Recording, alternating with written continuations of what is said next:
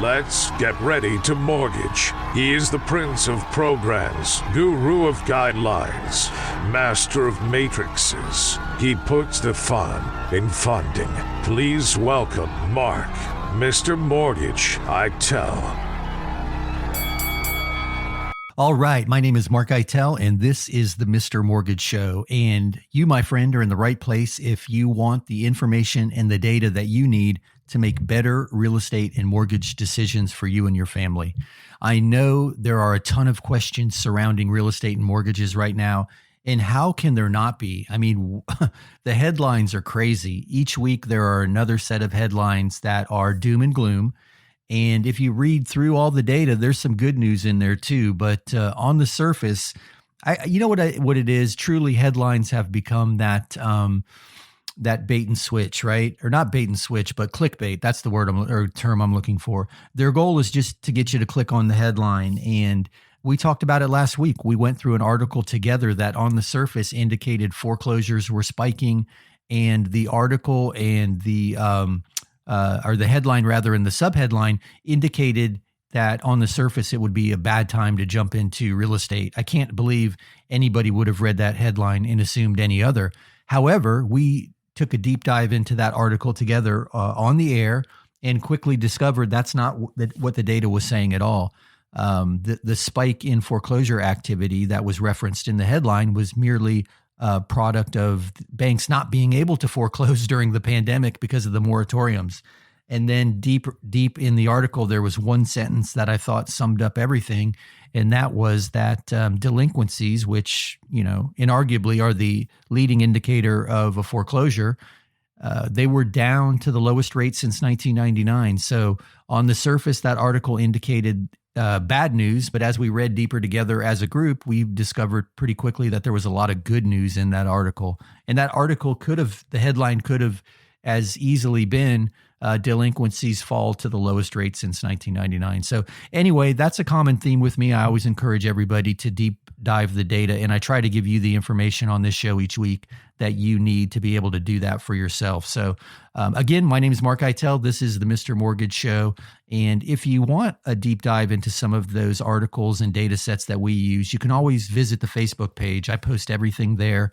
And I will, after this show today as well, post everything that we reference. So go to Facebook and search the Mr. Mortgage Show, and you'll find everything that we talk about in each episode. So anyway, speaking of each episode, let's go ahead and get right into this week's. There was another interesting article that I read. It was a news release, came out in the realdeal.com, which is a mortgage and real estate aggregator site.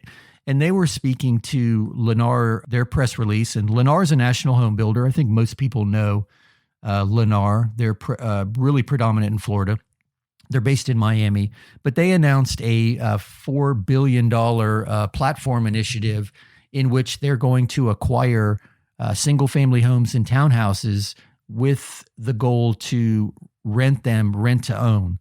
So they see an untapped market in the rent-to-own space, and they're going to jump on it. And I find that super interesting because here Lennar, a leading national home builder, feels good enough about housing in the future to want to buy it and rent it with option to sell to their tenants, which fascinates me because usually logic would dictate that if a builder saw trouble on the horizon in the market, the last thing they would want to do is go out there and create more inventory that they would have to carry during a downturn. So, I get it. They're going to rent these properties out. So in theory, someone else is going to service that debt for them.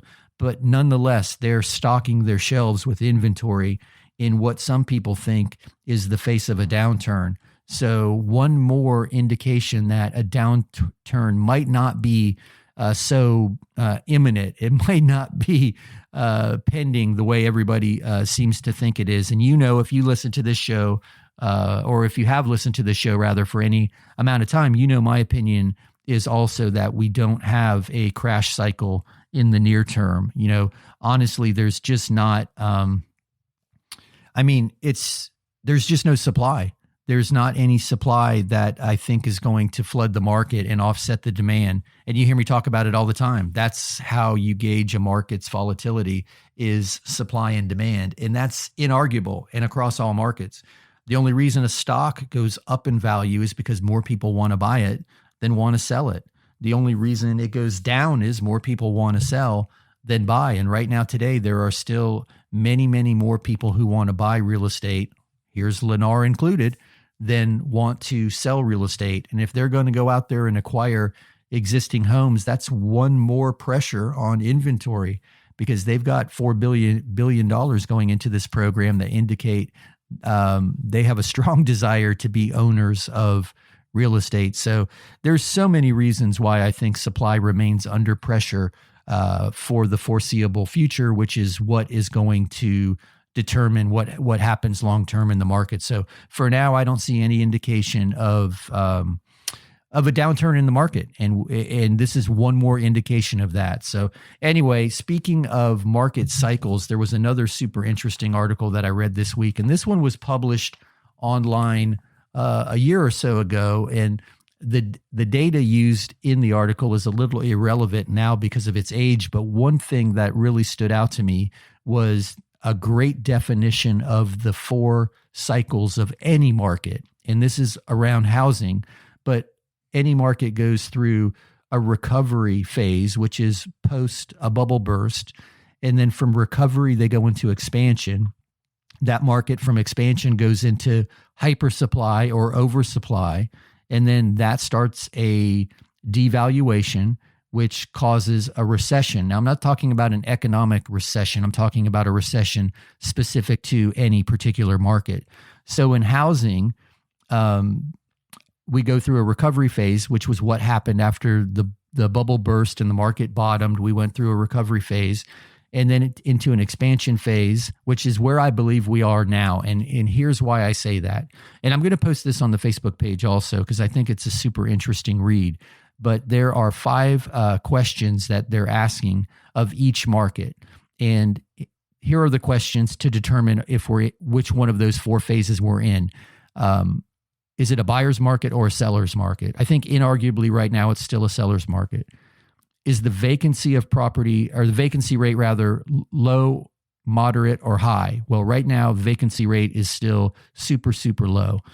Is new construction increasing, moderating, or decreasing? Right now today, it's still increasing, and I base that on the new construction permit applications. The absorption rate, which means how fast a property is sold or leased when it comes to market. So think of how quickly the market's desire for a product absorbs its supply. So absorption rate is super high right now. You still see homes selling the first weekend they're on the market. And then rent increases are still moderate to high. Now, because of the way we answered those 5 questions, it's by definition an expansion market that we are still in today. Now, in my opinion, I think we're at the tail end of that expansion market. But before we get into a bubble bursting, we have to get into a market that is oversupplied. And that's where I go back to the whole supply and demand thing. And right now, today, there's still much more demand than supply. And those questions asked of each market clearly indicate that we need to go into an oversupplied market before we ever crash. So I share that just to put everybody's mind at ease. I think we are still in for, the foreseeable future. The housing market still remains strong, in my opinion. Now, I don't think we're getting 20% year over year appreciation, nor do I think we should. I don't think that's healthy. I think it happened so fast that a lot of people who were prepared and able to purchase missed out because they weren't ready. They hadn't got their mind around it. Things went too far, too fast, and there's some people left sitting on the sidelines, no doubt about it. And I feel for those people. I hope that there is something in the market that can change that. Maybe these rent-to-own programs will help people ease into ownership. So anyway, I throw all that out there just to share one more data set that indicates that for the near term, real estate still makes a ton of sense. And we'll dive deeper into all that during this week's show. If you have questions, you can call or text them to 561-291-8569. Sit tight for 2 minutes, and we will get to all your questions on the other side of this break. Hey, it's mark-eitel here, host of the Mr. Mortgage Show. And you've heard me talk about the valuation tool that we use in our lending practice almost daily. It's not quite an appraisal, but it's way more accurate than one of those online estimates. And we're happy to run one of those reports for you at no charge. Just visit freevaluereport.org. That's freevaluereport.org. Give us a little information about the property, and we'll be happy to send you your report. That's freevaluereport.org. Here's another 5-star review. My wife and I own a small business. And the way our accountant file our taxes, we don't show much income on tax returns. Because of this, it looks as if we don't make the money. This was a problem for our bank when we applied for a mortgage. But not for Mark. He verifies our income by using our monthly bank statements. Mark and his Mr. Mortgage team made a big difference for me. Yes, I am happy to recommend Mr. Mortgage Mark. Hey, it's mark-eitel, host of the Mr. Mortgage Show. You hear me all the time talking about the need to have the very best team representing you in a real estate transaction. And that starts with a really great agent. If you've got a great agent, that's awesome. But if you don't, check out www.reallyGreatAgents.com. There you'll find the best of the best, regardless of the city they work in or the brokerage they work for. www.reallyGreatAgents.com, www.reallyGreatAgents.com. Are inflation and everyday expenses eating into your retirement income? Maybe you've considered a reverse mortgage and have unanswered questions like, do I still own my property? Can the bank kick me out? What happens when I die? Can I still leave my house to my kids? These are all great questions. Visit www.moreaboutreverse.com to learn more. That's www.moreaboutreverse.com. www.moreaboutreverse.com. Welcome back to the Mr. Mortgage Show. Call us now, 561-291-8569. All right, we are back, and you heard the man. Give us a call or send us your questions via text to the Anytime hotline, which is 561-291-8569, 561-291-8569. Get your questions on the air via text, or you can just call and talk to Dom. My name is mark-eitel. This is the Mr. Mortgage Show, where we like to answer all of your mortgage and real estate questions and give you the info you need to make the best decisions for you and your family. So one more time, 561-291-8569 is the Anytime hotline, and we'll be happy to get your questions on the air. If you're not a fan of texting or don't want to talk to Dom or I, just visit the website, www.mr.mortgage. That's mr.mortgage, never a .com. And there you can submit your questions as well. Also, too, you hear me talk about the Facebook page.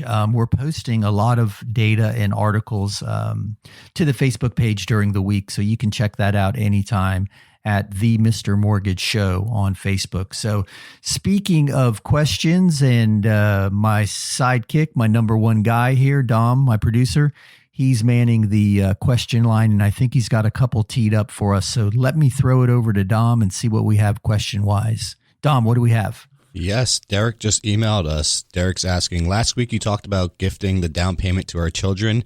Can this money be from our equity credit line? We've just started the discussion with our daughter and want to do this right. Okay, Derek, that is a great question. And first, before I answer your question, let me say thank you for listening last week and tuning in again this week. So we must be doing something right, or you're just a glutton for punishment. So anyway, I appreciate you. Great question. So yes, you can use your equity line as the source of the gift that you're going to give your daughter for the down payment. And that's a common misconception. A lot of people are under the impression that the donor cannot borrow the money. And that's simply not the case. The caveat with a gift is that the recipient is not required to repay the gift. And part of the process of doing this, transfer of funds, there's a protocol that needs to happen. But also part of that protocol is that a gift letter is executed and signed by all parties, simply stating that the donor expects no repayment, and this is truly a gift, and that letter accompanies the loan application. So Derek, to answer your question, yes, you can tap your equity line to use as a gift for your daughter's home purchase. And